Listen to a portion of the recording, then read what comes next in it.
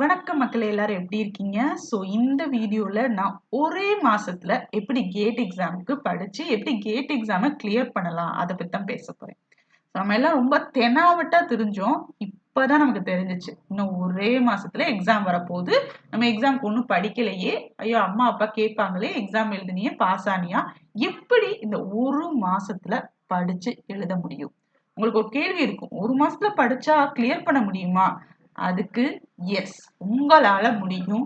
ஒரு மாசத்துல நான் சொல்ற இதெல்லாம் ஃபாலோ பண்ணி படிச்சீங்கன்னா நிச்சயமா உங்களால கேட் எக்ஸாம ஒரு மாசத்துல கிளியர் பண்ண முடியும்.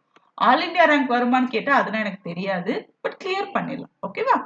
ஸோ எப்படி கிளியர் பண்ண முடியும்னு சொல்லிட்டீங்கல்ல, எப்படி கிளியர் பண்றது அதை பத்தியும் சொல்லுங்க. ஓகேவா? நான் சொல்றேன், இது எல்லாமே என்னோட பர்சனல் எக்ஸ்பீரியன்ஸ்ல இருந்து தான் நான் எடுத்திருக்கேன். இந்த பாயிண்ட்ஸ் ஒவ்வொன்றுமே என்னோட பர்சனல் எக்ஸ்பீரியன்ஸ் தான். எனக்கு ஃபாலோ ஆகுதுன்னா நிச்சயமா உங்களுக்கு ஃபாலோ ஆகணும்.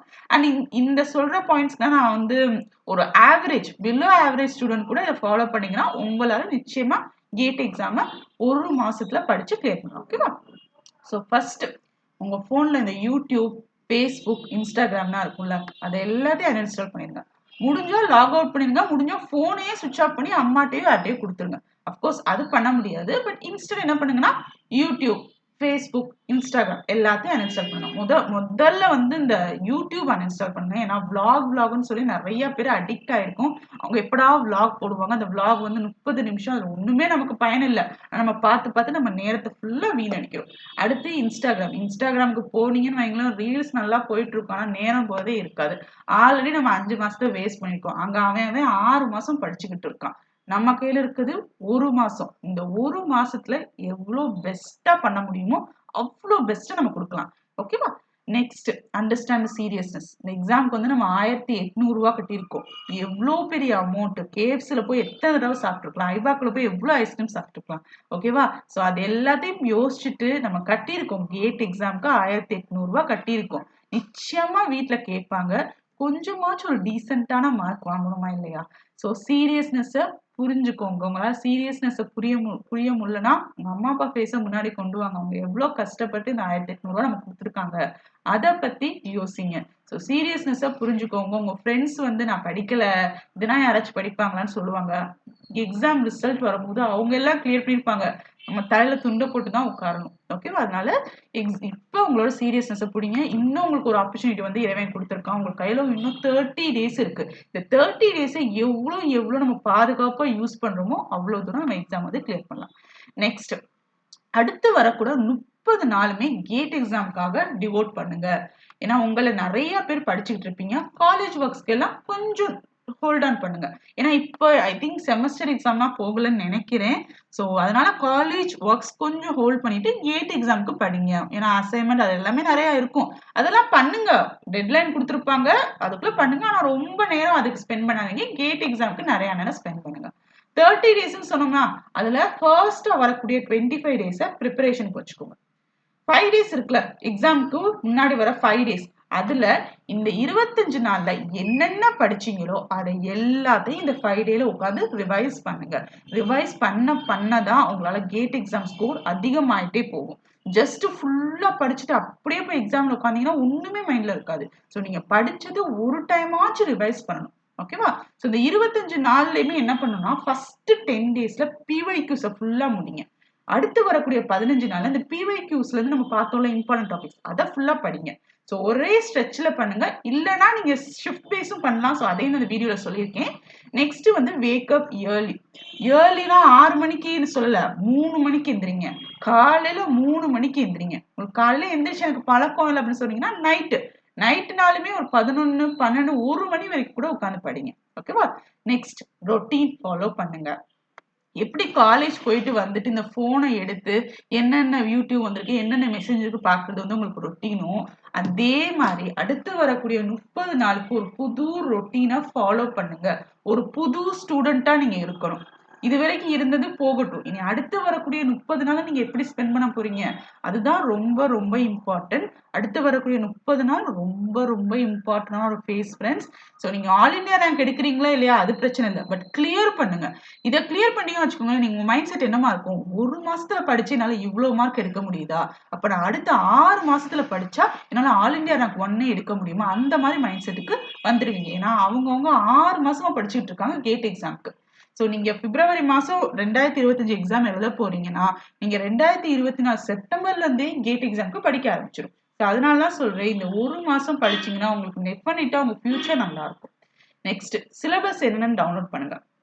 பிவைக்யூ ஆல்ரெடி புக்ஸ் வச்சிருக்கீங்கன்னா ஒண்ணுமே பிரச்சனை இல்ல. புக்ஸ் இல்லன்னா என்ன பண்ணுங்கன்னா, நெட்ல இருந்து டவுன்லோட் பண்ணி அதை செப்பரேட் ஃபோல்டரா வச்சு அந்த பிவைக்யூஸ் எல்லாம் மறுபடியும் ஒர்க் அவுட் பண்ணிக்கிட்டே இருங்க. இந்த கேட் 2024க்குன்னு தனியா ஒரு நோட் புக் வாங்க. ஆல்ரெடி இருந்த நோட் புக்லாம் எழுதிட்டு இருக்காங்க. இல்ல A4 ஷீட் கூட வாங்கி ஃபுல்லா நோட்ஸ் எடுங்க. ஒரு டாபிக் படிக்கிறீங்களா, நோட்ஸ் எடுங்க. குவான்டிட்டி முக்கியம் இல்ல, குவாலிட்டி. உங்களால 50 டாபிக் தான் படிக்க முடியும். நான் 150 இம்பார்ட்டன்ட் டாபிக்ஸ் கொடுத்துருக்கேன். 150 இம்பார்ட்டன்ட் டாபிக்ஸ்ல இருந்து 50 டாபிக் தான் படிக்க முடியுமா? அந்த 50 டாபிக்கும் பக்காவா நோட்ஸ் எடுத்து வச்சுக்கோங்க. ஓகேவா? ஸோ குவான்டிட்டி முக்கியம் இல்ல, குவாலிட்டி முக்கியம். இதை நல்ல மைண்ட் செட்ல வச்சுக்கோங்க. Next exam pattern. எத்தனை கொஸ்டின் கேட்பாங்க? நெகட்டிவ் மார்க்கிங் எவ்வளோ? உங்க கேட்டகரியில உங்க பேப்பர்ல நீங்க கிளியர் பண்றதுக்கு எத்தனை கொஸ்டின் அட்டம் பண்ணணும்? ஸோ உங்களுக்கு தெரியலையா? ஒரு 2-3 நாள்ல நான் வீடியோ போடுவேன். சப்ஸ்கிரைப் பண்ணிக்கோங்க. நான் ஒன்றும் அவ்வளோ பெரிய அப்பாட்டக்கன்னா இல்லை. நான் ஒன்றும் பாப்புலர்னா இல்லை. என்னை நீங்க சப்ஸ்கிரைப் பண்ணாதான் நான் வீடியோ போட்டா உங்களுக்கு வந்து வரும். அதுக்கு தான் நான் சொல்றேன். இம்பார்ட்டன்ட் டாபிக்ஸ் தெரிஞ்சுக்கிறத விட உங்களுக்கு எவ்வளோ கொஸ்டின்ஸ் வந்து நீங்க எழுதணும், அட்டம் பண்ண அதை தெரிஞ்சுக்கோங்க. எக்ஸாம் பேட்டர்னை பத்தி தெரிஞ்சுக்கோங்க. ஏன்னா நிறைய பேர் அதுவே தெரியாம இருப்பீங்க. அதுக்காக தான் நான் சொல்றேன். நெக்ஸ்ட் வந்து கட் ஆஃப். லாஸ்ட் 10 இயர்ஸா உங்க சப்ஜெக்ட்ல உங்களோட கேட்டகரி ஓபிசினா ஓபிசிக்கு லாஸ்ட் 10 இயர்ஸா என்னென்ன கட் ஆஃப், எவ்வளவு மார்க் கொடுத்துருக்காங்க. ஸோ கட் ஆஃப் வந்து மினிமம் மார்க். இதர் கட் ஆஃப் மார்க்கும் அதுக்கு மேல எடுக்கிறவங்க தான் கிளியர்டுன்னு சொல்லுவாங்க. சரிங்களா? ஆல் இந்தியா ரேங்க் நம்ம எய்ம் பண்ணல. ஆனா பாஸ் தான் நம்மளோட எய்ம் பண்ற கோல். ஏன்னா 30 நாள்ல படிச்ச ஆல் இந்தியா ரேங்க் சத்தியமா எடுக்க முடியாது. பட் பாஸ் ஆகலாம். நான் என்னோட பர்சனல் எக்ஸ்பீரியன்ஸ்ல சொல்லி கட் ஆஃப் வந்து தெரிஞ்சுக்கோங்க. நெக்ஸ்ட் புக்ஸ்ல தான் நான் படிப்பேன் அப்படின்னா நிக்காதீங்க. ஃபார் எக்ஸாம்பிள் நான் சொல்றேன். இப்போ ரெப்ளிகேஷன் ஒரு கான்செப்ட் படிக்கிறீங்கன்னா வாட்சன் புக் தான் டெக்ஸ்ட் புக். அதுல 100 பேஜ் ரெப்ளிகேஷன்ல இருக்கும். ஆனா அந்த 100 பேஜஸ் சுருக்கி பாத் ஃபைண்டர்ல ஒரு 10 பேஜஸா கொடுத்துருப்பாங்க. ஸோ பாத் ஃபைண்டர் அந்த மாதிரி டெக்ஸ்ட் புக்ஸ் இருக்குல்ல, கேட் எக்ஸாம்காகவே ப்ரிப்பேர் பண்ண புக்ஸ் விற்பாங்க. வாங்கியிருக்கணும். இப்போ இல்லைன்னா ஒன்றும் பிரச்சனை இல்லை. வேற ஏதாச்சும் சோர்ஸ். வேற சோர்ஸ் என்ன? யூடியூப் வீடியோஸ் பாருங்க. அடுத்து ஒரு கேள்வி கேட்பீங்க, யூடியூப்ல எல்லாம் ஹிந்தில சொல்லி தராங்களே, நாங்க எப்படி? வேற வழியே இல்ல. நெட்ல போடுங்க, ரெப்ளிகேஷன் இன் ப்ரோகேரியட்ஸ் போடுங்க, படிங்க. ரெப்ளிகேஷன் இன் யூகேரியட்ஸ் போடுங்க, படிங்க.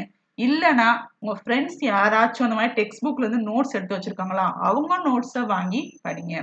தயவு செய்து புக்ல தான் படிப்பேன்னு ஒத்த கால நிக்காதீங்க. ஏன்னா எந்த கான்செப்ட்ல இருந்து கொஸ்டின் வரும் தெரியாது. ஓகேவா? Next say no to any hard topic. உங்களுக்கு 100 டாபிக் நான் கொடுத்துருக்கேன். அந்த 100 டாபிக்லயுமே உங்களுக்கு 70 டாபிக் ஈஸி, மீதி 30 டாபிக் எனக்கு ஹார்டுன்னு சொன்னா இந்த 30 டாபிக் அப்படியே ஒமிட் பண்ணிட்டு இந்த 70 டாபிக்கு மட்டும் மறுபடியும் கிளியரா படிச்சுக்கோங்க. ஏன் 30 டாபிக்ல இருந்து கேள்வியே கேட்க மாட்டாங்க, அந்த மைண்ட் செட்ல வச்சுக்கோங்க. இந்த 70 டாபிக் மட்டும் கான்சென்ட்ரேட் பண்ணுங்க. 30 டாபிக் நான் படிப்பேன், நீங்க கொடுத்த 100 டாபிக்குமே நான் படிப்பேன்னா நிச்சயமா அது உங்களை வந்து மெஸ்அப் பண்ணிடும். 70 டாபிக்குமே மறக்கடிச்சிடும். ஓகேவா? நான் மறுபடியும் சொல்றேன், குவாலிட்டி ரொம்ப ரொம்ப இம்பார்ட்டன்ட். நெக்ஸ்ட் சிலபஸை கம்ப்ளீட் பண்ணணும்னு நினைக்காதீங்க. இம்பார்ட்டன்ட் டாபிக்ஸை மட்டுமே படிப்போமே. ஸோ பிவைக்யூஸ் மட்டுமே கான்சென்ட்ரேட் பண்ணுங்க. பிவைக்யூஸ் படிச்சா மட்டுமே போதும். ஒரு கொஸ்டின் பேப்பர் நீங்க ஒர்க் அவுட் பண்றீங்கன்னா பக்கத்துலேயே ஒரு பேப்பர் வச்சு கேட் 2022 போட்டு அதுல என்னென்ன கான்செப்ட்ல இருந்து கொஸ்டின்ஸ் கேட்டிருக்காங்க அதை நோட் டவுன் பண்ணிக்கோங்க. கேட்டை பொறுத்த வரைக்கும் கொஸ்டின்ஸ் வந்து ரிப்பீட் ஆகாது. ஆனா அந்த கான்செப்ட் இருக்குல்ல, அது ரிப்பீட் ஆயிட்டே தான் இருக்கும். நீங்க கேட் பிடி எடுத்துக்கலாம், கேட் எக்ஸல் எடுத்துக்கலாம். கான்செப்ட்ஸ் மிஞ்சி போனா உங்க கையில 50 கான்செப்ட்ஸ் படிச்சீங்கனாலே போதும். 50 தானே, 30 நாள் இருக்கு. ஒரு நாளைக்கு நீ இத்தனை கணக்கு வச்சு படிச்சாலே உங்களுக்கு முடிக்கும். உங்களுக்கு எக்ஸ்ட்ரா நாள் தான் இருக்கும். ஓகேவா? நெக்ஸ்ட் ப்ரியாரிட்டைஸ் பண்ணுங்க. எந்த டாபிக் ரொம்ப important, very very very very important topic படிங்க, லெஸ் இம்பார்ட்டன்ட் டாபிக் படிங்க. நெக்ஸ்ட் 30 டேஸ் டைம் டேபிள் போடுங்க. 30 நாள். இன்னும் ஜனவரி 10ஆம் தேதி ஆரம்பிக்கிறப்ப ஜனவரி 10ஆம் தேதி எந்தெந்த டாபிக்ஸ்னா கவர் பண்ண போறோம். ஜனவரி 10ஆம் தேதி ரெப்ளிகேஷன், டிரான்ஸ்கிரிப்ஷன், அப்புறம் டெக்னிக்ஸ் படிக்க போறோம். ஜனவரி 11ஆம் தேதி எந்தெந்த டாபிக், ஜனவரி 12ஆம் தேதி என்னது, ஏன்னா டிபெண்ட்ஸ், சில பேரால ஈஸியா கவர் பண்ண முடியும், சில பேருக்கு வந்து கொஞ்சம் டைம் வேணும்ல, இட் டிபெண்ட்ஸ். ஓகே, அதை பொறுத்து நீங்க டைம் டேபிள் செட் பண்ணுங்க. நெக்ஸ்ட், என்ன படிக்க போறீங்க, உங்க எய்ம் என்ன, எத்தனை யூனிட் கவர் பண்ண போறீங்க, எத்தனை டாபிக். நான் 150 டாபிக் உங்களுக்கு நான் கொடுக்குறேன் வீடியோல. 150 டாபிக்ல இருந்து சில பேரால 150 டாபிக்குமே கவர் பண்ண முடியும், சில பேரால 80, சில பேரால 20 தான் முடிக்க முடியும். ஸோ உங்களை ஃபர்ஸ்ட் பிளான், என்ன படிக்க போறோம், எங்க இருந்து படிக்க போறோம், அதை ஃபர்ஸ்ட் பிளான் பண்ணுங்க. நெக்ஸ்ட், ஷிஃப்ட் வைஸ் ஸ்டடி பண்ணலாம். நான் சொன்னேன்ல, ஃபர்ஸ்ட் 25 நாள்ல ஃபர்ஸ்ட் 10 நாள் படிங்க, ஃபர்ஸ்ட் 10 நாள் பிவைக்யூ ஒர்க் அவுட் பண்ணுங்க. அடுத்து 15 நாள் இந்த பிவைக்யூஸ்ல இருந்து எடுக்கப்பட்ட இம்பார்ட்டன்ட் டாபிக்ஸ்க்கு நோட்ஸ் ரெடி பண்ணி அதை படிங்கன்னு சொன்னல, அந்த மாதிரியும் பண்ணலாம். இல்லைன்னா என்ன பண்ணலாம்னா, உங்க ஒரு நாளை 2ஆ பிரிச்சுக்கோங்க. காலையில எந்திரிச்சோடனே டாபிக்ஸ் படிங்க, சாயங்காலம் உட்காந்து பிவைக்யூஸ் ஒர்க் அவுட் பண்ணுங்க. பிவைக்யூஸ் ஒர்க் அவுட் பண்ணும்போதே ஒரு லிஸ்ட் ரெடி பண்ணிடுங்க இம்பார்ட்டன்ட் டாபிக்ஸ். அடுத்த நாள் காலையில எந்திரிச்சு அந்த இம்பார்ட்டன்ட் டாபிக்ஸ்க்கு தேவையான நோட்ஸை ரெடி பண்ணுங்க. இந்த மாதிரி ஷிஃப்ட் வைஸும் படிக்கலாம். இது யாருக்கு ரொம்ப ஹெல்ப்ஃபுல்லா இருக்குன்னா, காலேஜ் போறீங்களா, உங்களுக்கு வந்து இந்த ஷிஃப்ட் வைஸ் படிக்கும்போது ரொம்ப ஹெல்ப்ஃபுல்லா இருக்கும். உங்க காலேஜ்ல ஃப்ரீ டைம் கிடைச்சாலுமே அதையும் விடாதீங்க, படிங்க. முடிஞ்சா லீவ் போட முடியும், உங்க காலேஜ்ல வந்து உங்களுக்கு அது எலிஜிபிலிட்டி இருக்குன்னா ஒரு எக்ஸாமுக்கு ஒரு 3 நாளைக்கு முன்னாடி லீவ் போட்டுக்கோங்க. அந்த ஐடியாவும் நான் கொடுத்துட்டேன். ஆனா உங்க காலேஜ்ல கேட்டுட்டு தான் போடணும். ஓகே, நிறைய பேருக்கு வந்து அந்த இது லீவெல்லாம் போடக்கூடாதுன்னு இருக்குல்ல, ஸோ கேட்டுக்கோங்க, சரிங்களா? நெக்ஸ்ட் வந்து ப்ரொடக்டிவா இருங்க. இது வரைக்கும் எப்படி போனையே நோண்டிக்கிட்டு இருந்தோம், சரியா? போன் நோண்டி நோண்டி தான் ஒன்றும் இல்லாம இருக்கும். ப்ரொடக்டிவா இருங்க. அடுத்து வரக்கூடிய 30 நாள்ல ஒவ்வொரு நொடியும் ஒவ்வொரு நிமிஷமும் ரொம்ப ரொம்ப ப்ரொடக்டிவா இருங்க. ஓகேவா? ஏன்னா தமிழ்நாட்டுல இருந்து கேட் எக்ஸாம் நிறைய பேர் கிளியர் பண்ணோம். அதனாலதான் நான் இந்த வீடியோ வந்து தமிழ்ல கொடுக்குறேன். நானும் நிறைய வீடியோ பார்த்தேன், எல்லாருமே ஹிந்தியில பேசியிருந்தாங்க. ஸோ அதனாலதான் எனக்கு சப்போர்ட்டும் தமிழ் வீடியோக்கு வராது. பட் இருந்தாலும் கொஞ்சம் கொடுக்கலாம், நமக்கு தெரிஞ்சதை மற்றவங்களுக்கு சொல்லி கொடுக்கலாம் தான் நான் சொல்றேன். ப்ரொடக்டிவா இருங்க. நெக்ஸ்ட், ஷாப்பிங் போறேன், அவுட்டிங் போறேன், ரிலாக்ஸேஷனுக்கு போறேன், சாப்பிட போறேன் அப்படின்னா போகாதீங்க. உங்களுக்கு ரிலாக்ஸேஷன் வேணுமா, உங்க ஃபேமிலியோட டைம் ஸ்பெண்ட் பண்ணுங்க, இல்ல ஒரு பார்க்குக்கு போங்க, இல்ல ஒரு வாக் போயிட்டு வாங்க. அதை விட்டுட்டு ஷாப்பிங் போறேன், அவுட்டிங் போறேன்னு சொல்லிட்டு என்னமா செய்வீங்க, டயர்ட் ஆயிருவீங்க. 2 நாளைக்கு இந்த டயர்டா வந்திருக்கு. ஏன்னா உங்களோட மென்டல் ஹெல்த்தும் ரொம்ப இம்பார்ட்டன்ட், பிசிக்கல் ஹெல்த்தும் ரொம்ப இம்பார்ட்டன்ட். ஸோ ரெண்டுத்துக்குமே வந்து ஆப் வச்சிடாதீங்க. So say no to shopping, outing. Boundary set பண்ணுங்க. ஒரு டாபிக் படிக்கிறீங்கன்னா 15 நிமிஷம் தான் அந்த டாபிக்கு. அதை விட்டுட்டு 15 மணி நேரமும் அதே டாபிக்லயே வச்சிருக்காதீங்க. கொஸ்டின் அதுல இருந்து வந்தா ஓகே, நீங்க சூப்பரா ரெடி பண்ணலாம். கொஸ்டின் அதுல இருந்து வரலன்னா என்ன பண்ணுவீங்க? ஸோ ஒவ்வொரு டாபிக், ஈஸியான டாபிக்னா 15 நிமிஷம், கஷ்டமான டாபிக்னா அரை மணி நேரம், அப்படின்னு செட் பண்ணிக்கோங்க. Next, to do list. நான் இன்னைக்கு நைட்டு தூங்க போறோமா, நாளைக்கு என்னென்ன படிக்கணும், எந்தெந்த டாபிக்னா படிக்கணும், அதுக்கு ஒரு லிஸ்ட் போடுங்க. ஒவ்வொரு டாபிக் முடிக்கும் போது டிக் போட்டுக்கிட்டே வாங்க. அடுத்தது, மோட்டிவேஷனா இருங்க, மோட்டிவேட்டடா இருங்க. யாருமே வெளியில இருந்து உங்களை வந்து மோட்டிவேட் பண்ண யாருமே வரமாட்டாங்க. டிமோட்டிவேட் பண்ண வருவாங்க, ஆனா மோட்டிவேட் பண்ண யாருமே வரமாட்டாங்க. மோட்டிவேட்டடா இருங்க. இந்த படிக்க போற அடுத்த 30 டேஸ் வந்து ரொம்ப ரொம்ப இம்பார்ட்டன்ட். என்னால முடிஞ்ச எல்லா உதவியும் உங்களுக்கு நான் பண்ணுவேன். நெக்ஸ்ட் வந்து நெவர் லூஸ் ஃபெய்த். உங்களால முடியலையா, க்ளோஸ் பண்ணி விடுங்க, தூங்குங்க, எந்திரிங்க, மறுபடியும் ஸ்டார்ட் பண்ணுங்க. புக்கையே படிச்சுட்டு இருக்கும்போது உங்களால டயர்ட் ஆகுறீங்களா, யூடியூப் போங்க. யூடியூப்ல லாஸ்ட் 10 இயர்ஸ் கொஸ்டின் பேப்பர் போறாங்க, அந்த யூடியூப் வீடியோஸை பாருங்க. இல்லையா, வேற ஏதாச்சும் வேற எங்கேயாச்சும் போய் உட்காந்து படிங்க. எங்க உட்காந்து படிக்கணும் அதுவுமே ரொம்ப இம்பார்ட்டன்ட். உங்க ரூம்ல உட்காந்து படிக்காம ஒரு கார்டன்லயோ இல்ல ஒரு பார்க்லயோ உங்க நோட் புக் எடுத்து படிங்க. கடவுளோட ரொம்ப க்ளோஸா இருங்க. கோயிலுக்கு போயிட்டு வாங்க, குரானை வாசிங்க, நமாஸ் பண்ணுங்க, இல்ல பைபிள்ல இருக்கக்கூடிய வேர்சஸ் படிங்க. ஓகேவா? நெக்ஸ்ட் வந்து உங்களோட ஹெல்த் ரொம்ப ரொம்ப இம்பார்ட்டன்ட். ஹெல்த் முக்கியம் அமைச்சரே. ஸோ இதெல்லாம் நீங்க ஃபாலோ பண்ணீங்கன்னா ஒரு மாசத்துல நிச்சயமா உங்களால கேட் எக்ஸாம சூப்பர் டூப்பரா கிளியர் பண்ண முடியும். ஓகேவா? So thank you friends. உங்களுக்கு வேற ஏதாச்சும் ஹெல்ப் வேணும்னா ப்ளீஸ் என்கிட்ட கேளுங்க. Thank you friends. தேங்க்ஸ் ஃபார் வாட்சிங் திஸ் வீடியோ.